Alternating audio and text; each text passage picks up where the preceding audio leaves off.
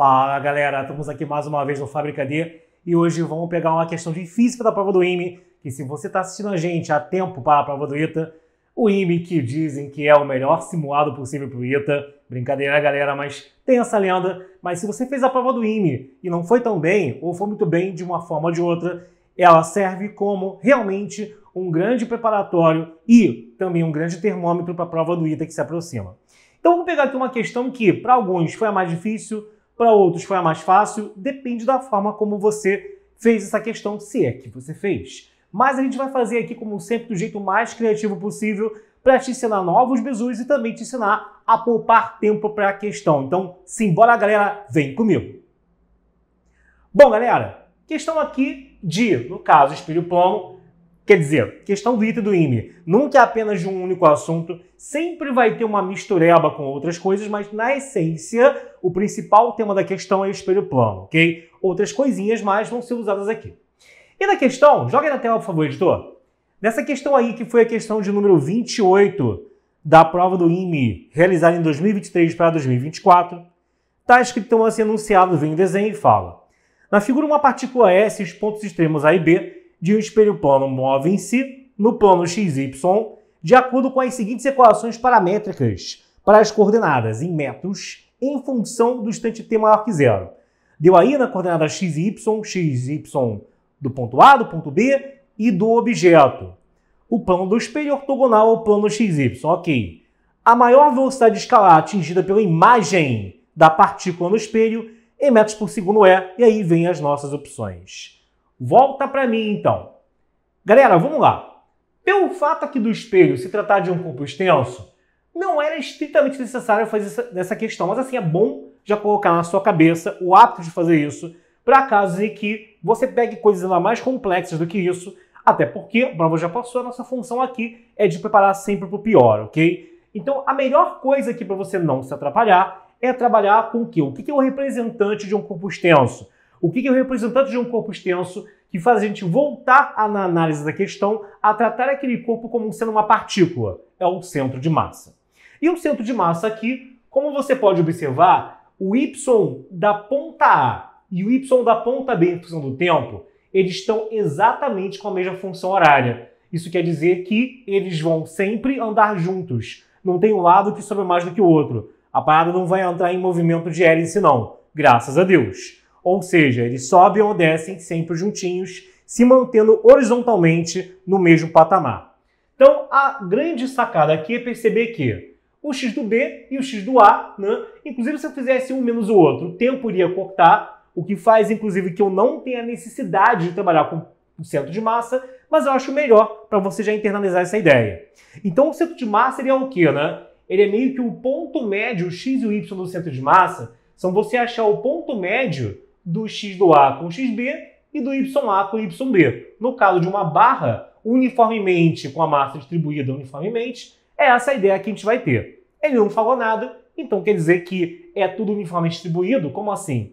Não quer dizer que eu tenho um pedaço do espelho de um material e um pedaço do espelho de outro material? Como assim outro material? Sei lá, não tem um pedaço do espelho feito de uma superfície refletora que tem uma certa densidade, um certo peso, e um outro pedaço para cá, por exemplo, feito de uma outra superfície refletora. Seria muita viagem se isso acontecesse, mas pode acontecer. Estamos falando do IME e do ITA, tá? Então, nesse caso aqui, o centro de massa vai ser, no caso aqui, ó, você ter, no caso, que o x do centro de massa é o xa mais xb sobre 2, ou seja, fica 15 com 2t sobre 2.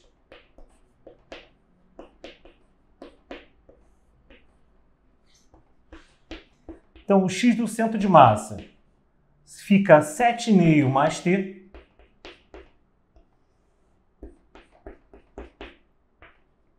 E o y do centro de massa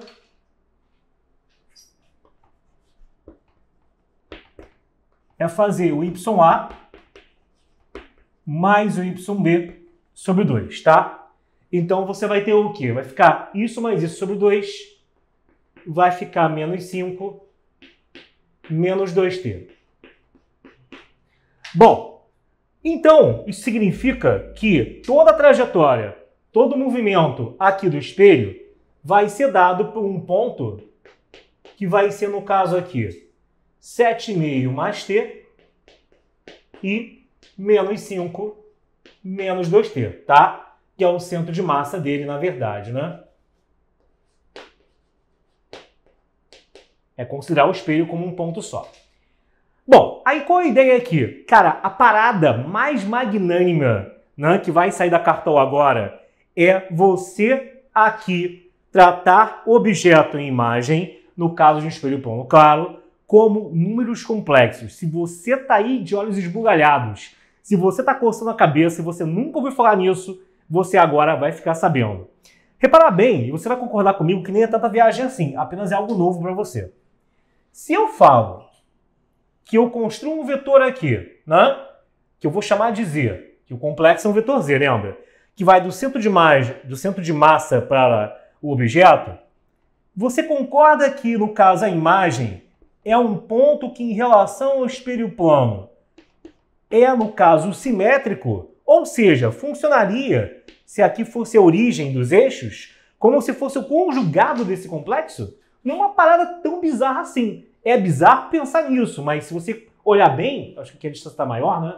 Você olhar bem, você vai perceber que isso funciona assim, tá? Só botando direitinho aqui, que eu tenho um toque, se não ficar direito. O z barra seria você manter o mesmo x e pegar o y de sinal contrário aqui embaixo, se no centro de massa eu tivesse a origem dos eixos. A gente pode trabalhar como se ele fosse. Porque se eu tenho um vetor, para construir as coordenadas dele, eu faço o quê?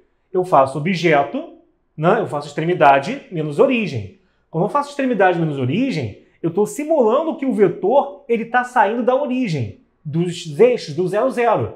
Porque para a gente o que importa é manter módulo, direção e sentido do vetor.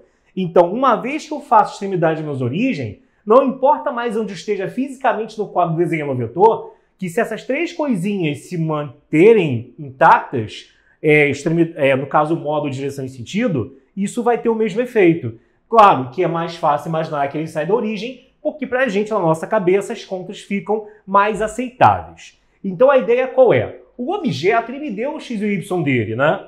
O objeto aqui seria seno de t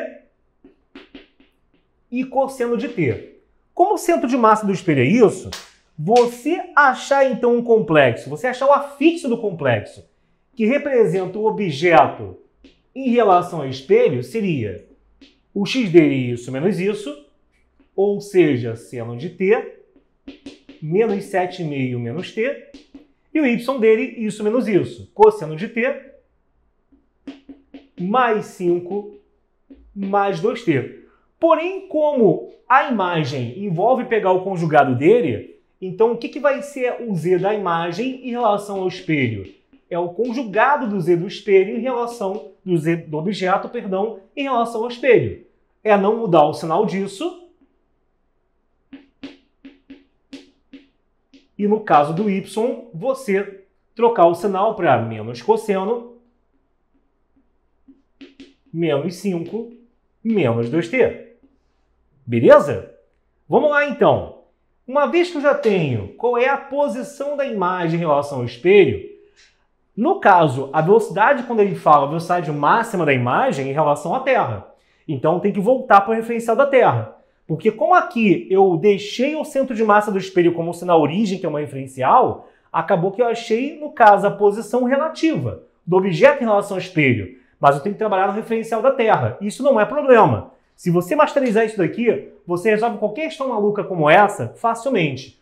O que é o z da imagem em relação ao espelho? É o z da imagem em relação à Terra menos o z do espelho em relação à Terra. Quando eu escrevo isso aqui já está me dando as coordenadas do z do espelho em relação à Terra, tá?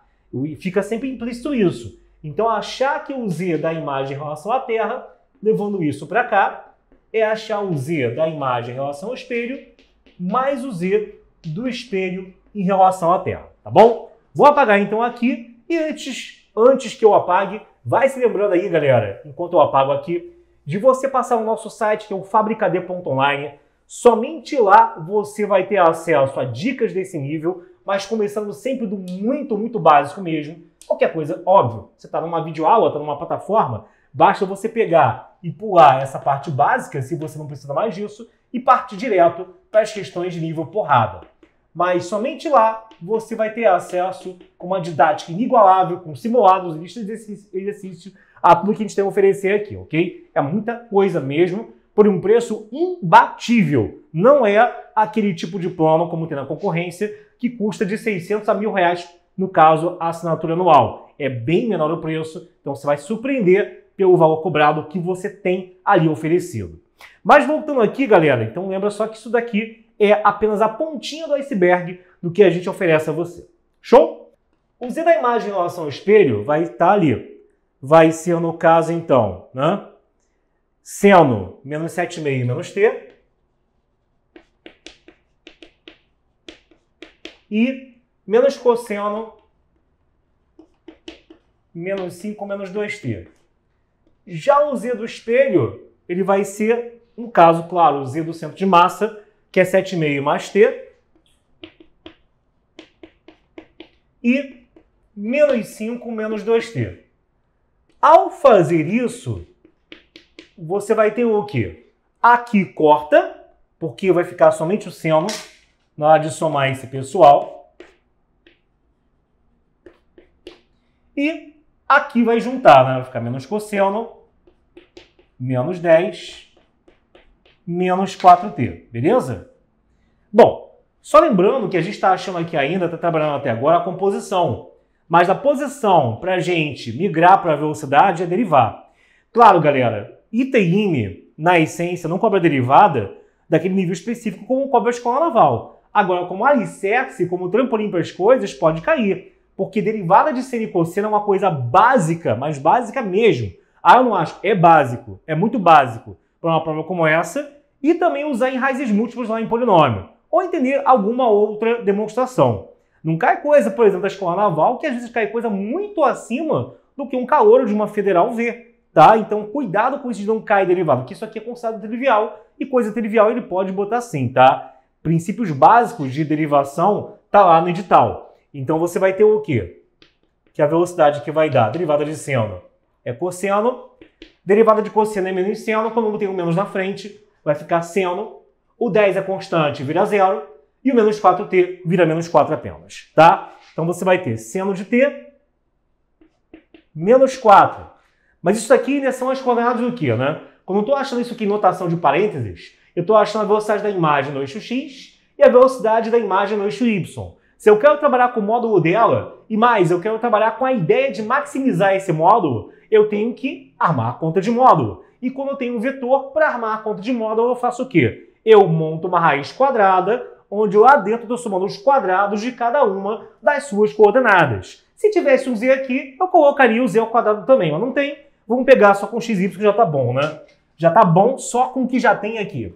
Então você vai ter que a velocidade da imagem em relação à Terra, ela vai ser a raiz de cosseno ao quadrado com seno de t menos 4, tudo isso ao quadrado. Então, vamos pegar ali dentro e bora desenvolver aquele parênteses. Vai dar o que ali, ó? Quadrado do primeiro, menos 2 vezes o primeiro pelo segundo.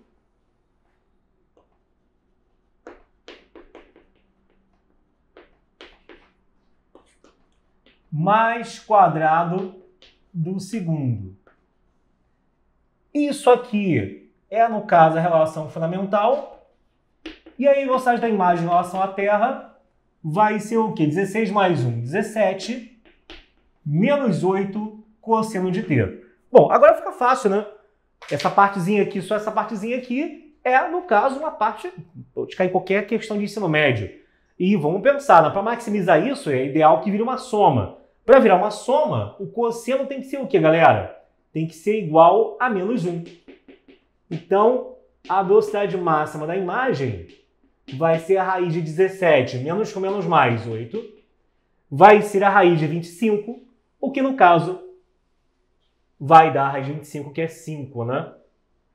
Então, a velocidade máxima da imagem aqui em relação ao espelho é de 5 metros por segundo, que era, na questão, a letra D, ok? Bom, tá aí, questão da prova de física, que como sempre nas provas militares, a parte de física vem sendo muito mais pesada, eles estão apertando realmente aí o teu pescoço, tanto no EFON, quanto no IME, quanto na Escola Naval. Física vem sendo aquela matéria que cada vez mais o pessoal está precisando de ajuda. Então, se você acha que você gostou dessa resolução e você acha que você realmente quer se tornar parte da nossa família, aproveita que a gente tem sempre, no caso lá, para os pacotes, vários lotes de desconto na nossa plataforma. Mesmo como não tem, o preço, repito, é muito acessível e você vai ter bizus como esse que você não encontra por aí. Uma coisa é escolher uma plataforma que vai te ensinar o básico, cumprir edital e para por aí. Outra coisa é escolher alguém que já está no mercado há muitos anos, tanto no presencial quanto no online, e sabe o que você precisa, sabe o que está nas entrelinhas do edital, em vez de ficar cumprindo só edital e te dizer que você, te fazer achar que você aprendeu, vai realmente te preparar para uma prova. Repito, eu quero vender, mas eu quero vender coisa boa. Então, se você está afim de comprar coisa boa, fica aqui comigo, fica aqui com a gente, tá bom? Um beijo grande, pessoal. Ficamos por aqui. Esse foi mais um Drops do Fábrica D. Aproveita aí, curte, compartilha e assina o canal, ativa o sininho das notificações, que somente você aqui na plataforma ou no YouTube vai conseguir, se você for só do YouTube, acompanhar as nossas novidades e as notificações daquilo novo que vem a sair, ser entregue para você, tá bom? Um beijo, valeu, tchau, tchau, galera!